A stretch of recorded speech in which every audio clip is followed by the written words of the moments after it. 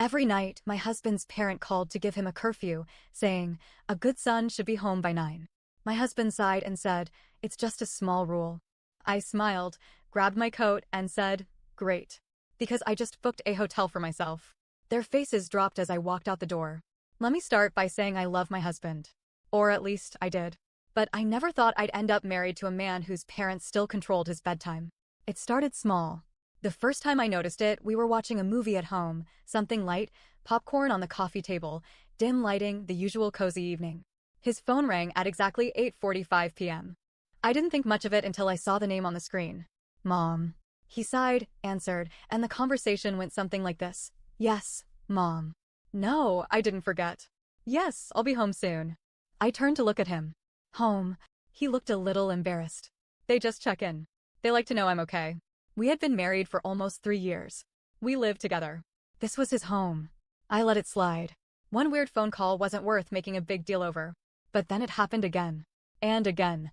And again. No matter what we were doing, where we were, or how important the moment was, the call always came at 8:45 p.m. Every single night. I noticed how he tensed up when it rang. How his face changed. How his voice dropped when he answered, like a kid about to get scolded. Some nights, we'd be at a restaurant, enjoying dinner, maybe laughing about our day. Then, buzz, buzz, buzz, the mood changed instantly. He'd pick up, listen quietly, and then he'd say it. Yes, Mom. Yes, I know. Yes, I'll be home soon. And the worst part? He meant it.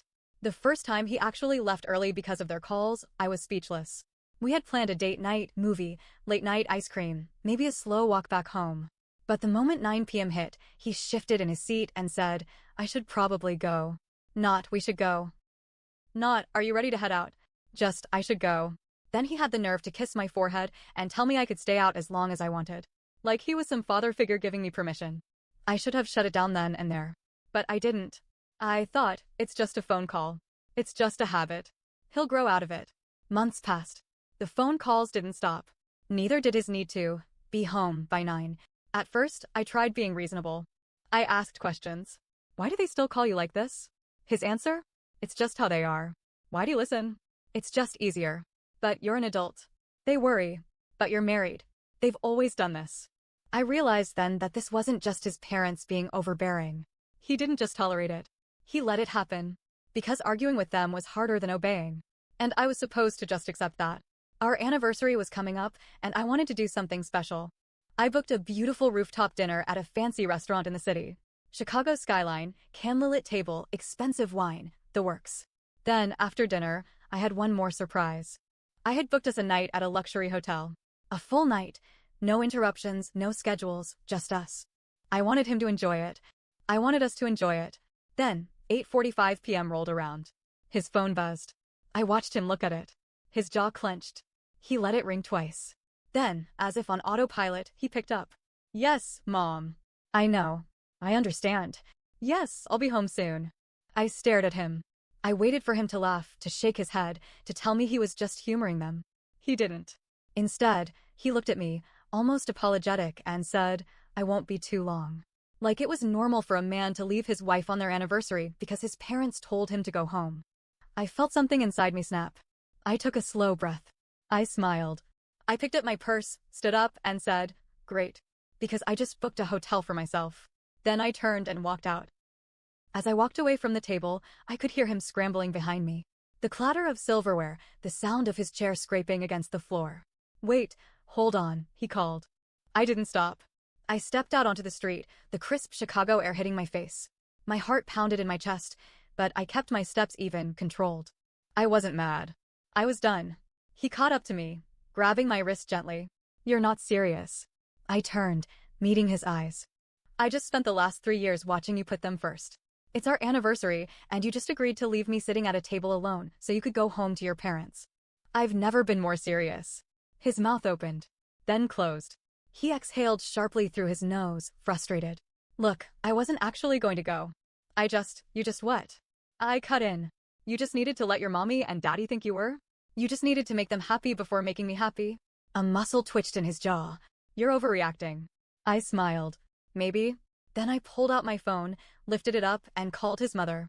His eyes widened. What the hell are you doing? The line rang once before she picked up. Sweetheart, is everything okay? Where's my son? Oh, he's here, I said, my voice sweet, calm. I just wanted to let you know he won't be coming home by 9 tonight. The silence on the other end was thick. Then, her voice tight. Excuse me? I booked a hotel, I said, watching the color drain from his face. Since I'm his wife, I figured he should stay with me instead of rushing home like a grounded teenager. Put my son on the phone, she snapped. I held it out. She wants to talk to you. He stared at me. I saw the war happening inside his head. If he took the phone, he was playing into it. If he didn't, he was defying her. I saw the moment he made his choice. His jaw set. He took the phone. Mom, he said, voice low. I couldn't hear what she was saying, but I didn't need to. I saw the way his shoulders tensed. The way his fingers gripped the phone a little tighter. Then, his voice quieter. Yes, I understand. And that was it. This time, I didn't wait for him to catch up. I hailed a cab, slid into the back seat, and let the driver pull away before he could follow me. I didn't cry. I didn't scream.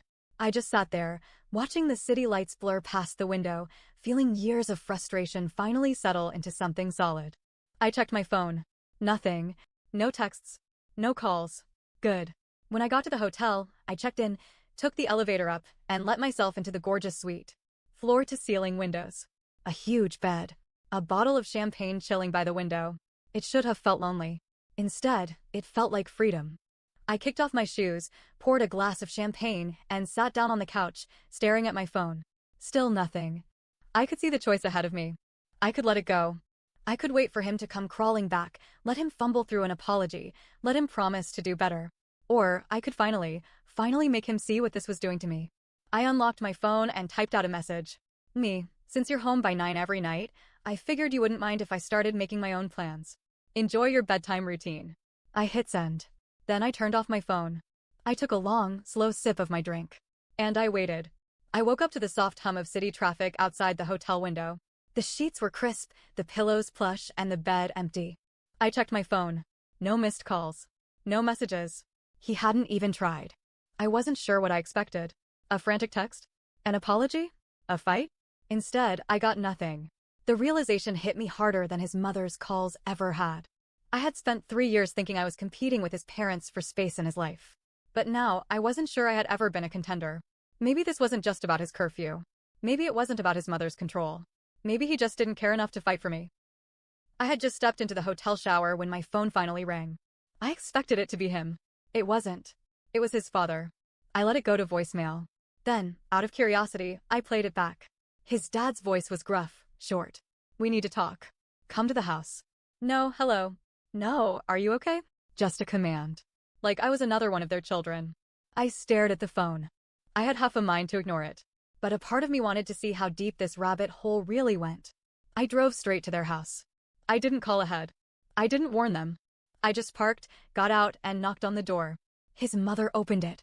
The moment she saw me, her expression turned cold. Not angry. Just disappointed. Like I was some rebellious teenager who had embarrassed the family. Where is he? I asked. She stepped aside without a word, letting me in. I found him sitting in the living room, staring at the floor like a kid caught skipping class. His father stood behind him, arms crossed. So, his dad said, "You're making trouble." I laughed. Actually laughed. You think I'm the problem? His father's expression didn't change. My son came home last night to a locked door. That caught me off guard. I turned to my husband. You went home. He looked at me, and for the first time, I saw something real in his eyes. Not guilt. Not shame. Fear. I knew then that he hadn't made a choice. Not really. His parents had decided for him. His father cleared his throat. Let's talk like adults.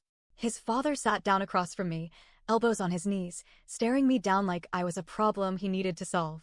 His mother perched stiffly on the couch, her lips pursed so tightly they were almost white. I should have been nervous. Maybe I was. But mostly, I was angry. You said we should talk like adults, I said, keeping my voice calm. So talk. His dad wasted no time. You're tearing this family apart. I blinked. Excuse me? His mother sniffed. He never used to act like this before you came along. He respected his responsibilities. He understood what it meant to be a good son. I turned to my husband, who was still staring at the floor. Do you have anything to say for yourself? I asked. He opened his mouth, then closed it. And that was my answer. His dad leaned forward. Let me make this clear. In this family, we take care of each other. We don't just disappear in the middle of the night like you did. We don't treat each other like strangers. We show respect. I exhaled slowly, trying to contain the sharp words sitting on my tongue. You mean control, I said. You don't take care of each other. You control him. His mother gasped. How dare you tell me I'm wrong, I cut in. Tell me why a grown man, a married man, has to be home by 9 like a child.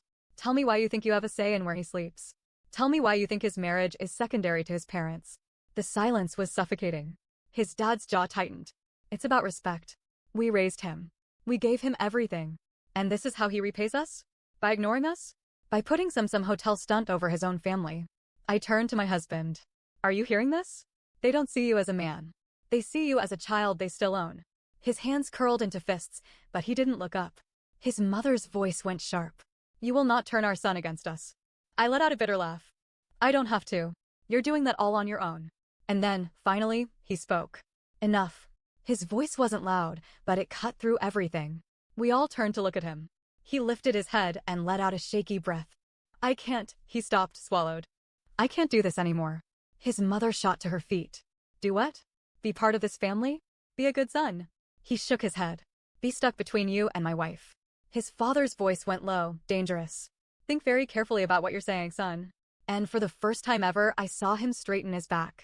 I saw him choose. I am thinking carefully, he said. And I should have done this years ago.